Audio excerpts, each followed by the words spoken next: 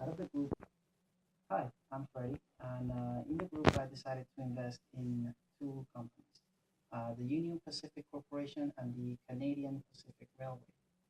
Both of these are railway companies.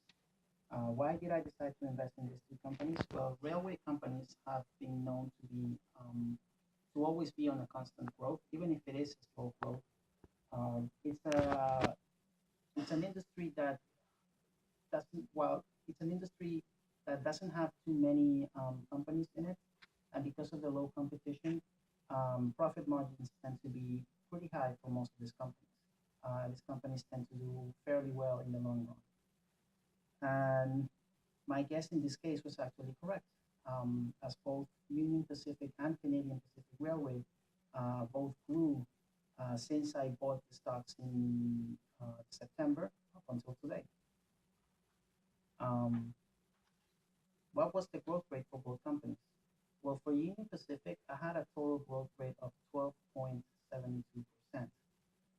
When I calculated the return on equity for this company, it came out to 5.58%. So we can clearly see that our return on this investment is quite larger than what the actual prediction on the ratio was. Um, the company itself has a fairly high PE ratio, but it's not too high either.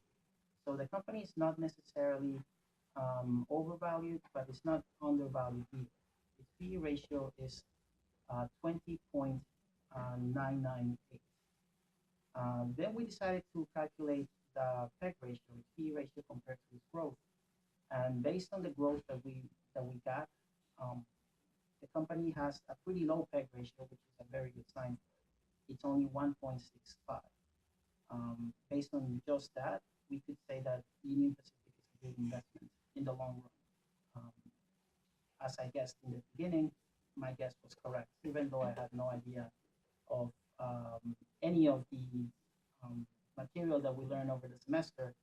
I went over this in a hunch, and it actually worked. Really, the only thing that I knew about this was the fact that the railway industry was a good investment just because of the fact that there's few companies, so there's no competition, basically. Um, as it comes to the company's actual income over the last 3 quarters, it has only gone up. It went.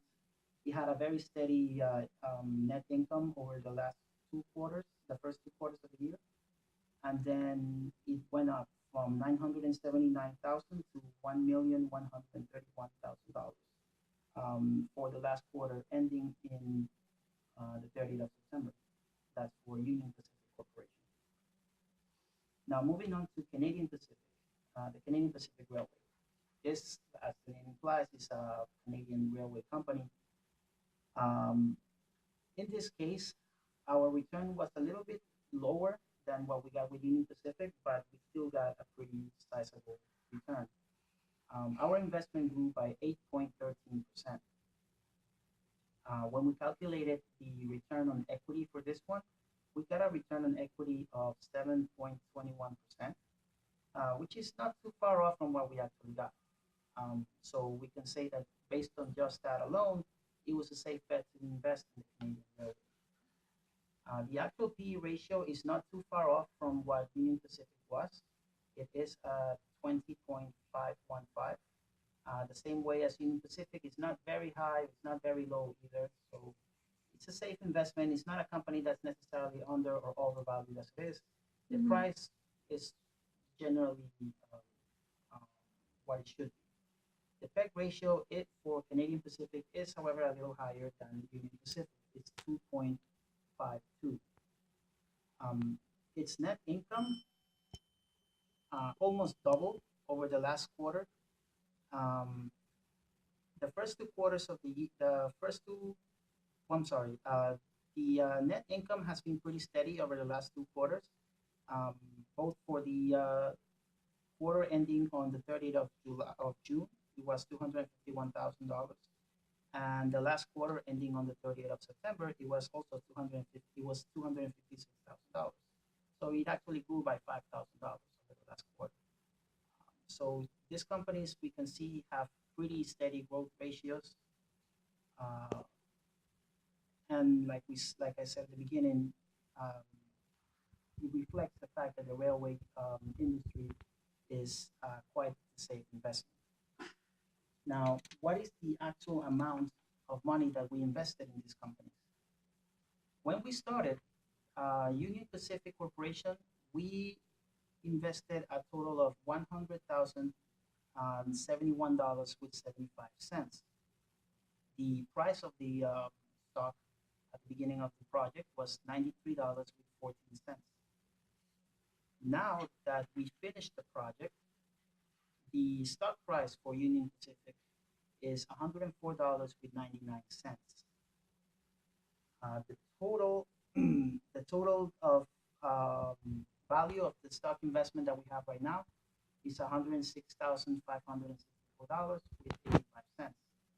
As for Canadian Pacific, when we bought it, we spent $100,063 with 4 cents at a stock price of $144.41 per share. Now, at the end of the semester, Canadian Pacific went up to $156 with 15 cents per share, which means that our value of the stock, of the total stock, went up to $106,000, $494.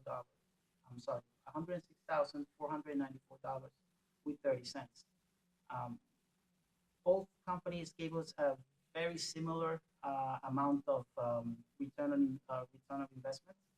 Um, as I said before, the railway industry grows pretty steadily. It's something safe that you can invest on, and it's quite well reflected on the results that we got from our um, experiment with this. Out of the whole group, I decided to go with the safe investment, and I think that I succeeded based on the results that we got. So, in conclusion, for our whole project, uh, while we did see some gains on some of the companies that we invested on, there were some major losses as well. And because of that, our total portfolio got hurt a little bit, not by too much. In total, we ended up losing $2,536 with 39 cents. Uh, as such, the actual amount of money that we lost was 0.25%.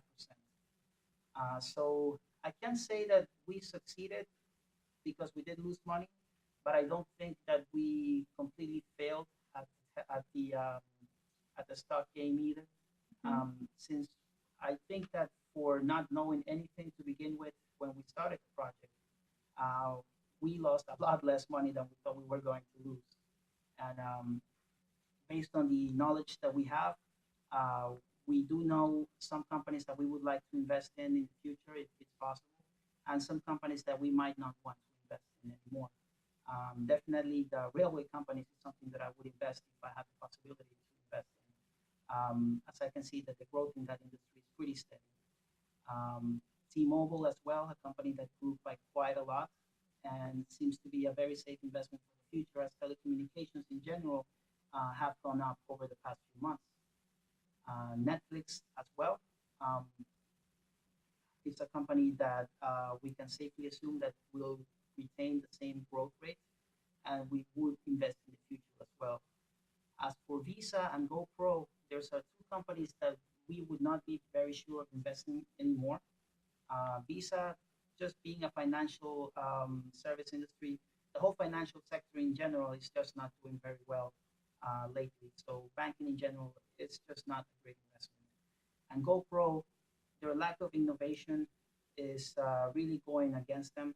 And we think unless that they come out with something really innovative with their cameras, uh, there's not really much growth in that company and not much opportunity uh, for somebody to invest in. Thank you very much. I hope you enjoyed that.